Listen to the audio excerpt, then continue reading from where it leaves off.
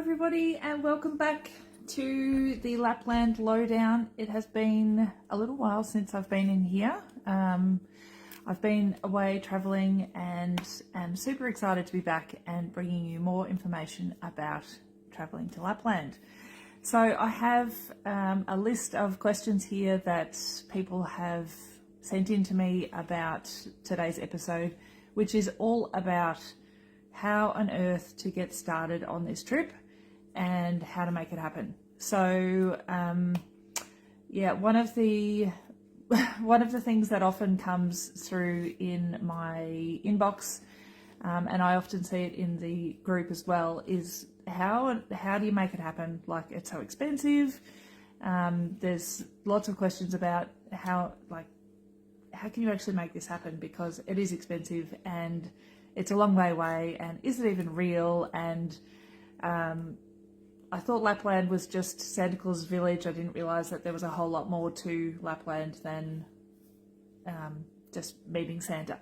So I think the more people start delving into what is available and what there is to do in Lapland, the more exciting it becomes, but also the more overwhelming it becomes. So today's episode really is about sharing some of that and where to get started and how to get started, and just making it a little bit more possible and a bit more clear, hopefully, for those of you who are just starting out in your planning. Because I know that at this time of year, what are we, beginning of October, lots of people are starting to think about planning a trip for next year, for Christmas next year already, or just that next winter season. So it is a good time to start thinking about it. And I think even if you're not planning on going next year, but planning to go the following year, or just want to go at some stage in the future, it's a good idea to start thinking about all these things now and start doing the research. Like, you're in the right spot, you've got loads of information in this group here, and obviously on my website as well, and the big wide world web. There's so much information. So doing research is the first thing that I would say to do. So learn as much as you can about going to Lapland and what there is to do in the different parts of Lapland, knowing that there isn't just Finnish Lapland. You can actually go to Lapland in other parts of Lapland. So Norway and Sweden. But this group is really just about Finnish Lapland, but certainly know that there are other parts as well. So it really depends what it is that you're looking to get out of the trip and the experience. Lots of people go to meet Santa. Lots of people go to see the Northern Lights. There's so much to do. So really understanding what it is that you want to achieve by going to Lapland is probably the first thing that you need to do, but you've got to do the research to find that out. So I'm going to start with, I have a list of questions here, and I'm just going to try and put it into some sort of order that makes a bit of sense. So the first question was, how on earth do you make it happen? How do you make it possible? It's so expensive. So first thing I would say is start saving. Start saving now. If it's something that you think you want to do, then just start saving and start learning about how you can make it more affordable. I would start looking into collecting Qantas points and see if you can get some classic reward flights, because that obviously, flights are a big part of it. And if you can get at least to Europe somewhere, for a lot cheaper, then you're going to be better off, just paying for a smaller domestic flight from somewhere else in Europe to Helsinki. Or you might even be able to get a flight directly to Helsinki using points, which I've been able to do. I haven't tried doing it at Christmas time, but I am doing it. I'm flying on the 31st of December to Helsinki via Hong Kong, using points. So it is possible, but obviously that takes time to collect points as well. and particularly if you're like I'm going on my own, so I don't need to have a huge number of points, but if you're flying with a family, then that's going to mean that you'll have to have a lot more points. But I might do a whole separate episode on that, so keep an eye out for that if that's something that you're interested in.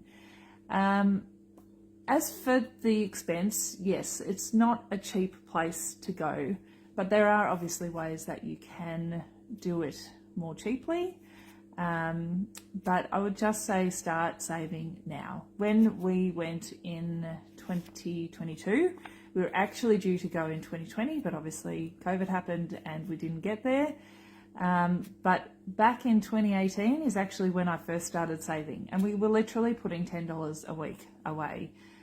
We were on a single income. It felt way out of reach, but we really wanted to take the kids to Europe and we really wanted to take them to Lapland, and so we just decided to start saving, and kind of it felt a bit stupid really putting $10 a week away, but that's really all we had to spare. And then obviously when we couldn't go in 2020, so we were actually all booked and everything was organised, paid for, planned, everything. Obviously that all didn't happen. We were fortunate enough to get our money back, which was great. I think we only lost a very small amount of money. We even got our money back from Finnair, which was awesome. And that gave us another 2 years to save money. So we ended up doing a whole lot more than what we would have had we gone in 2020. The kids were also a bit older, so that enabled us to do a few, different activities that maybe we wouldn't have been able to do. So our kids were 8 and 10 when we first went there. We basically started saving we were saving for 5 years to go. So I don't think that it's impossible, but it is obviously a choice that people make if if they want to go. You've got to, and money doesn't come freely to you, or doesn't come easily to you, not freely. Money doesn't come free for anyone. But you can do it. You might just need to save longer than what other people do, and that's totally fine. So, saving, and also Qantas points. They'd be my two things that I'd say get onto straight away, and know that so many people do it, and it is possible. It's just a choice. It has to become a priority for you if it's something that you really want to do. So very happy to talk more about any of those things, or some people have even asked, like, how do you save? How do you work that out? How do you put money aside? Where do you put it? That sort of thing. So again, happy to do an episode on that if people would like that. So feel free to let me know. Okay, so that's actually kind of two questions in one, because people had asked about saving money, or how to actually do it with financially. So I guess on that, like we actually set up a separate account which we still use for our travel, a separate account for holiday travels, and that's where we put all our money to that we have for our travels, and we save there. So it's actually, we use an ING Orange Everyday account for our travel money, and that is also the account the card that we will use when we travel overseas if we need to get money out and that sort of thing, because it has no international transaction fees. And we've also got I think it's called a savings maximizer account linked to that, where we earn pretty good interest. So we just put a certain amount of money in each week, and that just accrues in there. And they've got a couple of little bonus things and referral programs, and occasionally we get a bit of extra money, and that's nice. So and then when it comes time to travel, we've got the money in there if we need to, but we also use our Qantas points collecting credit card when we travel, because that also doesn't have international transaction fees, and we earn points. So then we will just use the money from our ING account to pay off the credit card as we travel. So yeah, I guess it's a bit complicated, but it does work, and it enables us to be able to do it. So setting up a separate account has been the most effective way for us to do it, and I just have it set up as an automated deposit into that account. We do it each fortnight now because that's when we get paid, and yeah, I just don't see it, but it accrues, it sits there, and it builds up. So that has been the most effective, but I know lots of people have money boxes, and you know, I'm sure there's lots of other ways to do it, but that has been something that has worked for us. And particularly if you're going to be saving for an extended period of time, like we were, having that separate account that we didn't really use, or we didn't use, obviously during COVID, we weren't going anywhere. So it was just an account sitting there saving money for us, which was really nice. Okay, so moving on, I talked a lot about the research at the beginning. I think the things that you need to have considered about anything before you start booking is what you hope to achieve. So why are you actually going? Are you going for the Christmas experience? Are you going because your kids want to meet Santa? Are you going because you want to go skiing? Do you want to go and do all the Northern Lights and have the best chance of seeing the Northern Lights? What are the ages of the travellers? Are you a family? Are you adults only? What kind of accommodation do you want? Do you want to be, you know, near lots of activities, or do you want to be in the middle of nowhere?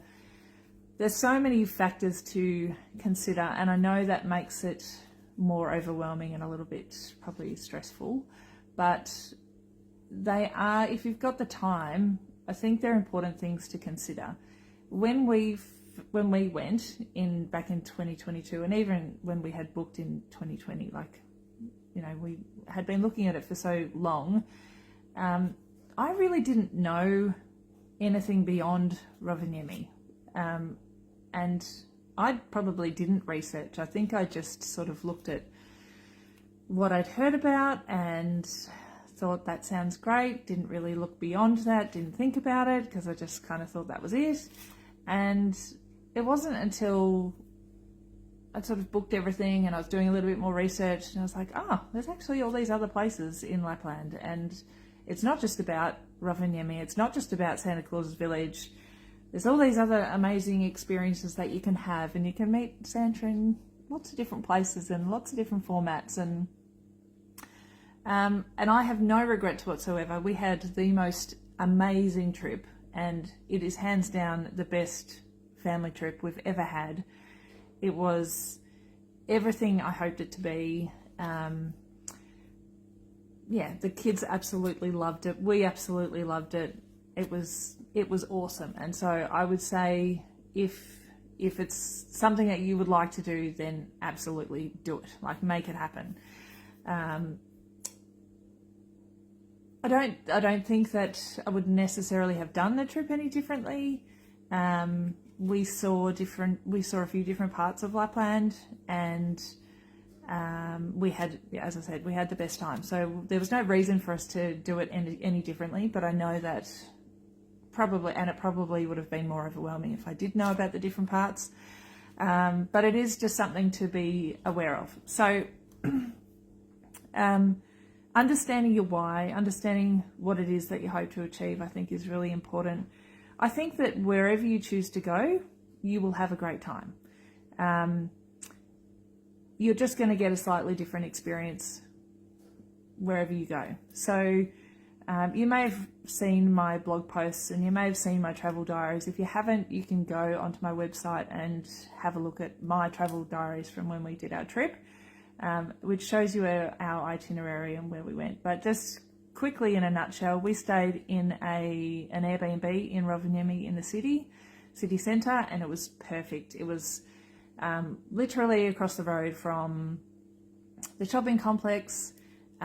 We stayed in a 1-bedroom apartment, the 4 of us. My husband and I slept on the pull-out sofa. Was that in the lounge room? Was that ideal? No, it wasn't, but it was so expensive there that we just kind of thought, well, it doesn't matter. The kids can have, they had a twin room and we slept in the lounge room. which worked. And we were really close to everything, so easy access to the supermarkets, to the tour companies, to the river. Yeah, so it was great. We walked everywhere, apart from obviously going, you know, to different locations like Santa Claus Village. We got on a public bus, which was free. A lot of the tour companies do pickups, so they'll swing by your place and pick you up and take you to the places. So, or in our case, we just walked to the main office and went with them from there. So that was fine. That was awesome. So glad we did that. We did a day trip to Santa Claus Village, and we loved it. It was fantastic. But we were also glad to leave at the end of the day. So everyone's different. I'm not I don't love crowds necessarily. I love the hype and the excitement and everything that it offers, but I also like to go home at the end of the day and not have 100 people around me. So, and we also like to self-cater because that is a way that we save money, and just have a bit of space away from the busyness. So for us, not staying at Santa Claus Village was financially better, but also the perfect option. So yeah, it just gave us a bit more space than what we needed. And then,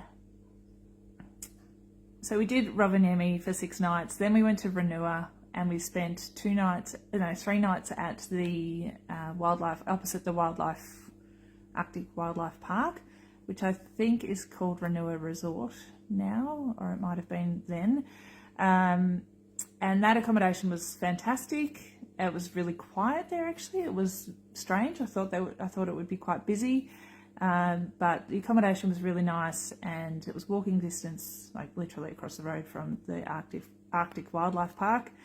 And yeah, that was great. There's not a lot in Renua apart from that. But again, we had self-catering facilities, so we were able to just go to the supermarket and buy what we needed and sort of just hang out there, which suited us perfectly. From there, we went to we spent a night in the Arctic Snow Hotel. I have a review on that on my website. Not something I would ever do again. My husband and my kids were fine. They slept really well, but I did not. I was sick at the time and it was just horrendous. It was like one of my worst travel experiences. That said, the hotel itself is amazing. So I'm not poo-pooing the whole experience. And yeah, if you want to do it, go for it. It's something that you can tick off your list. I've ticked it off my list and I won't be doing it again. But we did do a night there. And then, oh, sorry, I forgot, back in Renua, we also stayed a night in an igloo. And yeah, so we got that igloo experience. We got the stupidly sub-zero temperatures in the Arctic Snow Hotel. And we got to do all the activities that we wanted to do from Rovaniemi. So I felt like we ticked everything off our list that we wanted to do, which I think ultimately you can do in most places. You can go to almost any place in Lapland and tick things off your list. There's not a lot that you can't do from each of the places. That said, we didn't get a real Sami culture, history kind of experience. Maybe if we'd been to the museum, the Arcticum Museum in Rovaniemi, we may have. I'm planning to go there in January to see what that's like because I haven't been there yet. I know that further north you can get that experience, and again I'm going to Saariselkä in January, and I'm planning to visit the museum there I think it's actually in Ivalo, and I hope that I'm pronouncing these names correctly. But that will be interesting to see what that's like. So we didn't do that. We couldn't ski, but we didn't go there to ski. So if you want to ski, you're going to want to head to one of the ski villages. So there's a number of those. Saariselkä's one, Levi, Ruka, Kusamo, Fia, Luasto, again, sorry, I hope I've got my pronunciation correct. So obviously if that's something important to you, then you're going to want to go to one of those villages. If you want, I was going to say ice karting, but I think there's ice karting in Rovaniemi now. Lapland Winter Park wasn't open when I was there a couple of years ago, so I'm not entirely sure what's there. I'm not confident with what's there. So lots of experiences, and I guess the other thing I would say is that if you're wanting like snowshoeing, hiking, and some of that more adventurous, well, just hiking really, not even super adventurous, but just hiking in nature, there are a couple of places that you can go in Rovaniemi, but there's more well-known places outside Rovaniemi in the national parks. So so that's working out where you want to go based on your why, I think, is really important. The fan on my heater is very annoying. I hope that's not very loud. I might actually just pause this for a moment. I can't pause. Hang on a second.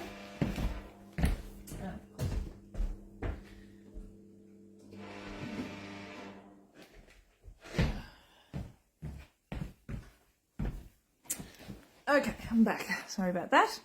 All right, so once you know where you want to go, then I think the next thing that you need to do is book accommodation or look at your accommodation options. So, and I guess also remembering, sorry, I'm just going back again to where you want to go and why. Part of the reason we also chose Rovaniemi is because it was the cheapest. So it was the cheapest to get there. We didn't have to have a car. When we stayed in Rovaniemi, we didn't have a hire car. Once we left there, we did, just to make it easier to get around.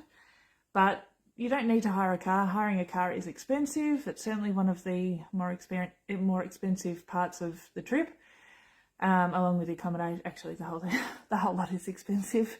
But if you can cut that cost, then that's awesome. That's a real bonus. So some people will go to multiple places. Other people will just go to one, and that's absolutely fine.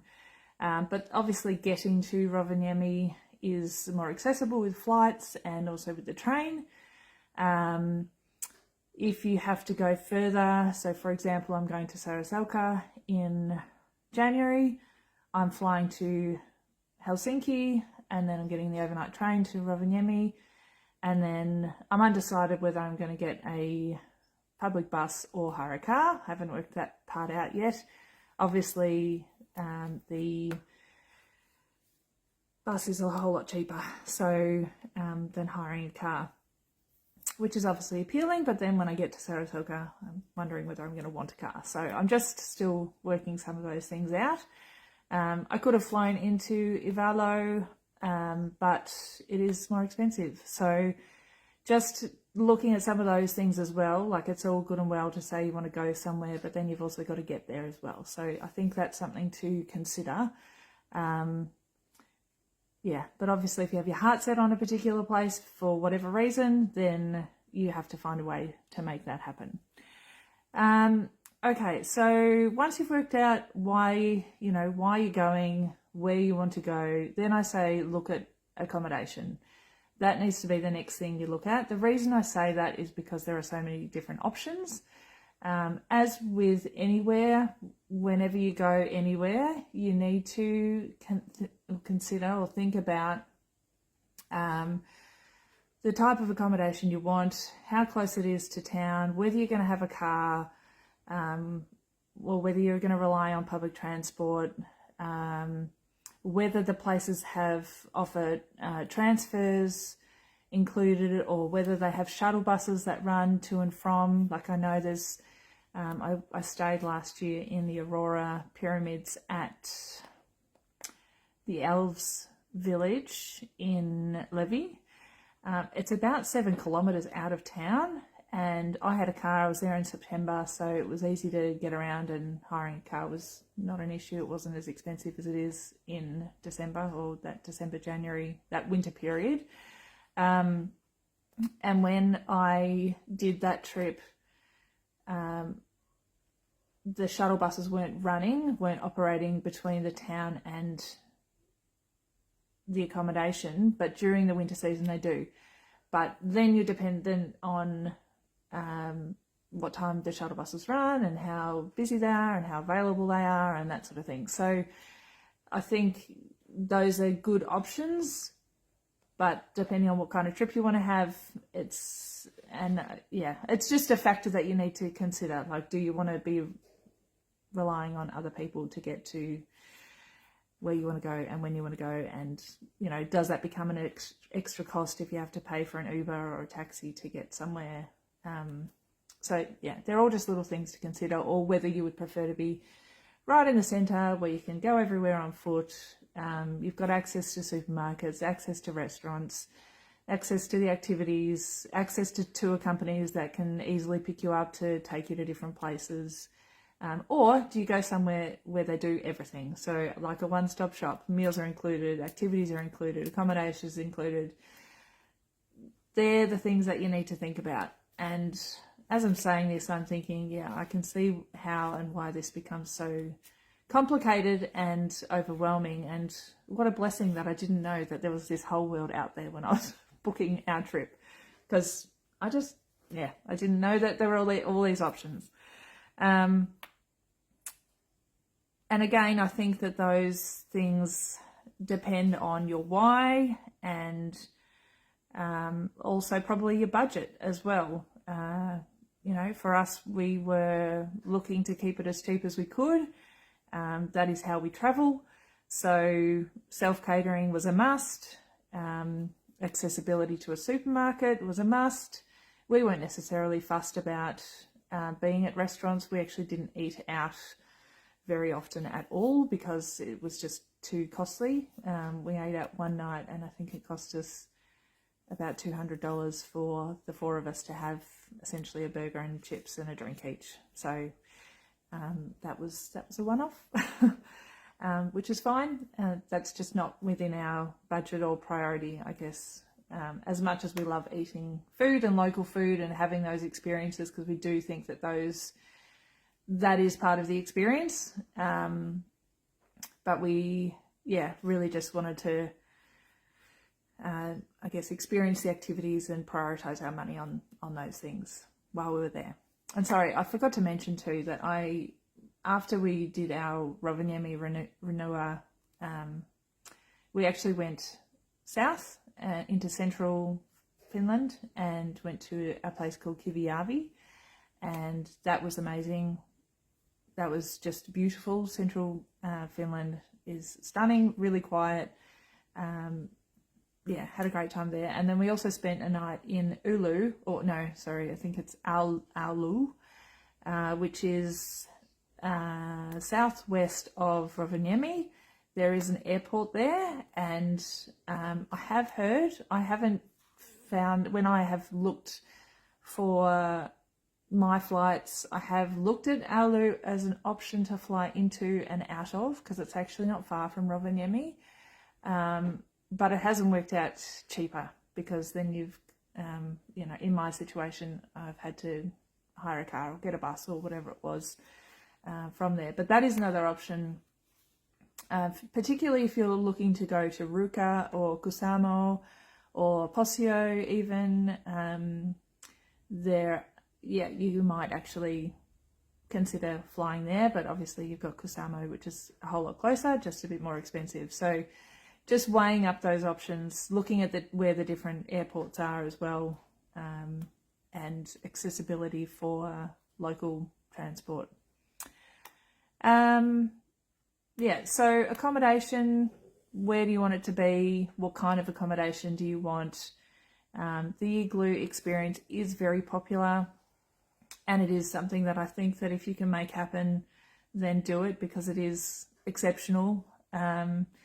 It's a bucket list experience, and we just loved it. We we spent one night in one, and I think breakfast was included, but we just took bits and pieces. We went to the supermarket beforehand and just sort of set up our own little grazing table in the igloo, and just loved hanging out there and, you know, sitting in this glass igloo looking out the window, and had a lot of fun doing that. So we just sort of hung out in the igloo. People say to me, what do you do when you're in the igloo and you're not actually doing an activity, or you're not out doing things? And I don't know, it's just it's a weird, relaxing experience, I think, being in such a foreign land and foreign environment with snow, and it's you know, being dark outside in the afternoon, and I don't know, it's just very, and you're inside and you're cozy and you're warm, and it's just nice. So even the kids were relaxed and enjoyed that experience. So if you can do it, then that's a great option. I think the other thing too with the igloo experiences, they can be expensive. Oh, they are expensive. They're more expensive than a lot of the other types of accommodation, but looking at different options where they can include some of your activities is not a bad idea. And looking at packages, I think sometimes is a good option, because they include transfers potentially from, you know, to and from Rovaniemi or one of your more major towns. So just sort of seeing what you can tie into different packages with that. Okay, so moving on from accommodation, then I would say keep an eye out for flights. So if you're planning to go in 2026, or, you know, in the next year, or the following season, I would start keeping an eye on your flights, or the flights that are available, and just look at the prices. Oh, sorry, I'll say that again. Regardless of when you're going, start looking at the prices. They obviously fluctuate throughout the year. They typically come out 11 months before you want to fly. If you are hoping to go 2 years away, so not the next season but the one after, take a look at the upcoming season flights to see what the cost is. And then you'll get a bit of an idea of how much they might be. Knowing that flight prices change, stopover option, you know, there are a range of different stopover options, whether you just get a long layover or whether you have a couple of nights somewhere on the way.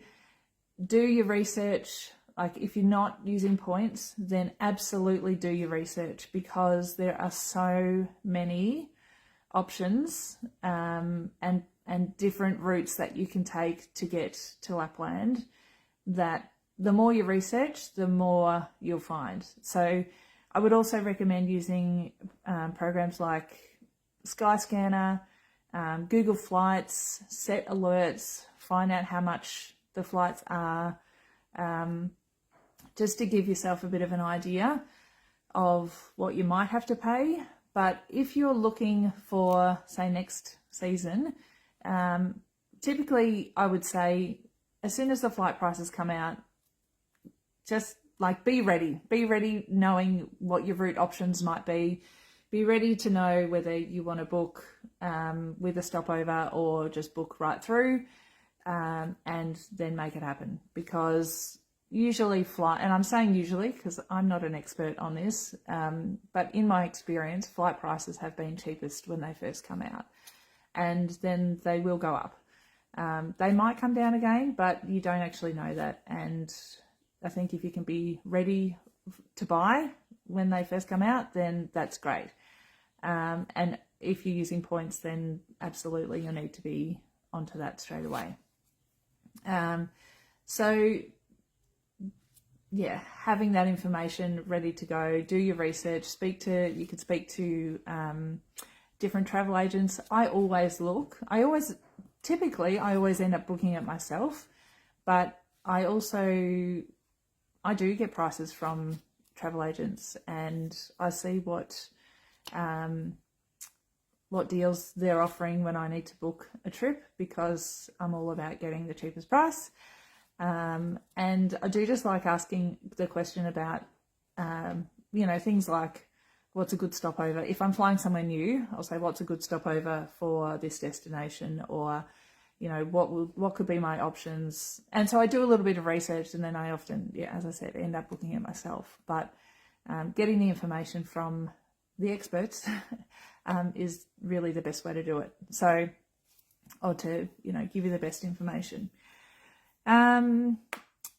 So work out your why, work out where you want to go,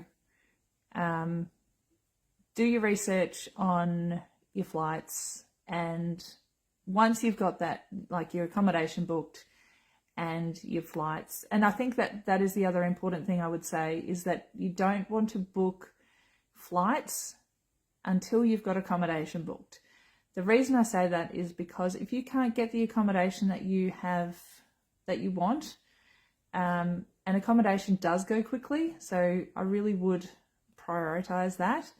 And you can, like, some places are taking bookings now for the next season, and you can always contact people. Like, we booked ours through Airbnb 18 months out, so I actually contacted them just through a message and said, we'd like to come at these dates. It's not actually open at the moment on your booking page.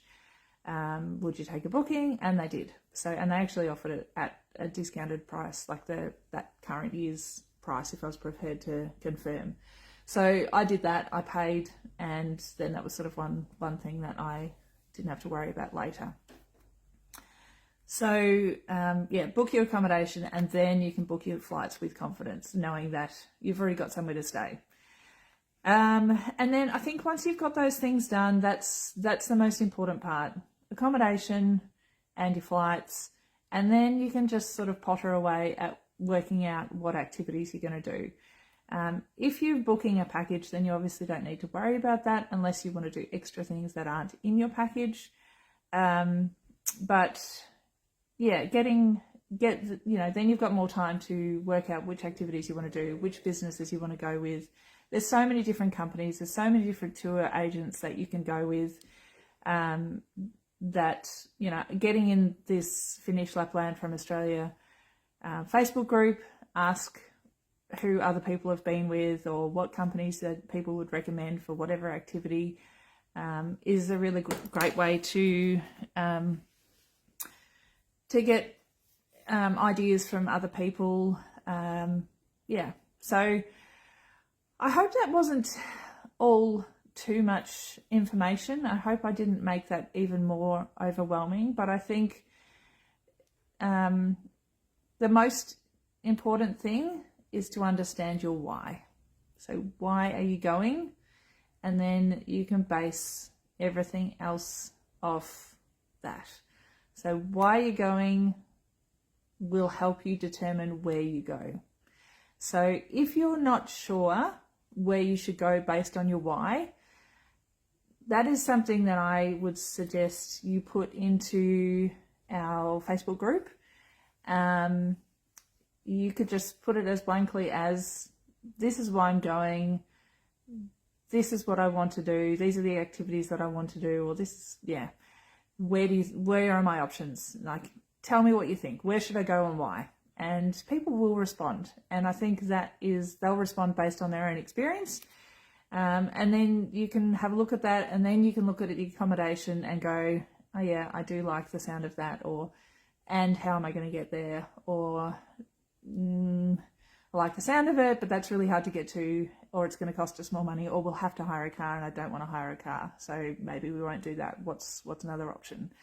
So yeah, lots of options. I get that it's overwhelming, but if you have any questions, please don't hesitate to reach out to me. You can send me a private message, or just ask in the group, because there's a wealth of knowledge in there, which I'm enormously grateful for, because I can't get around to answering everybody's questions, and I also haven't been everywhere in Lapland, so I can only help people with what I know. So yeah, that is it for this episode. I hope that this has been helpful. Ask any questions anytime, pop them in the comments, or as I said, send me a private message or pop it in the group. Yeah, I'm always happy to help when I can. Alrighty, have a wonderful day and I'll see you next time.